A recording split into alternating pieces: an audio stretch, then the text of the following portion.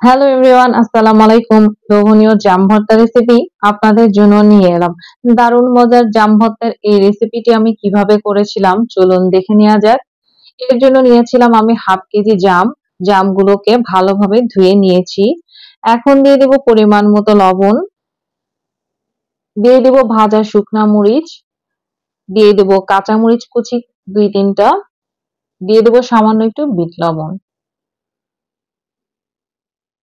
তারপরে মরিচগুলাকে, লবণগুলাকে ভালোভাবে একটু মথে নিব। বেশ ভালোভাবে মথে নেওয়ার পর ধুয়ে রাখা জামগুলো এখন আমি দিয়ে দিব। হাত দিয়ে সবগুলো জাম আমি থেতো করে নিব। আপনারা চাইলে যেকোনো কিছু দিয়ে জামগুলোকে থেতো করে নিতে পারেন।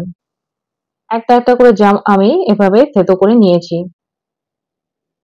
সবগুলো জাম বেশ ভালো করে থেতো করে নিতে হবে, তা না হলে জাম ভর্তাটা খেতে ভালো লাগবে না।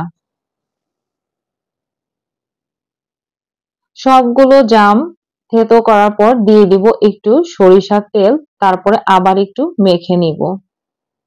মাখানো হয়ে গেলে স্বাদের জন্য দিয়ে দিব সামান্য একটু চিনি, এতে করে জাম ভর্তাটা খেতে অনেক ভালো লাগবে।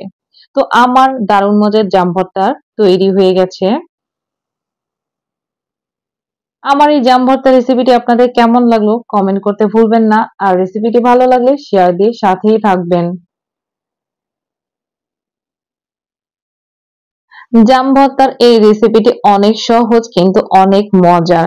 আপনারা খুব সহজেই তৈরি করে নিতে পারেন দারুণ মজার এই জাম ভর্তার রেসিপিটি। আমার ভিডিওগুলো যদি আপনাদের ভালো লেগে থাকে, আমার চ্যানেলটিকে লাইক, কমেন্ট এবং সাবস্ক্রিপশন করে সাথেই থাকবেন। আর প্রতিদিনের নতুন নতুন ভিডিও পেতে আমার চ্যানেলটি ভিজিট করতে ভুলবেন না। আপনারা জাম ভর্তা রেসিপিটি দেখতে থাকুন, আমি আমার জাম ভর্তাটা শেষ করে আসি। আবার কোনো নতুন ভিডিও নিয়ে দেখা হবে। সেই পর্যন্ত সবাই ভালো থাকবেন, সুস্থ থাকবেন। আর এই রেসিপিটি কেউ ট্রাই করলে কেমন লেগেছে কমেন্ট করতে ভুলবেন না। আল্লাহ হাফেজ।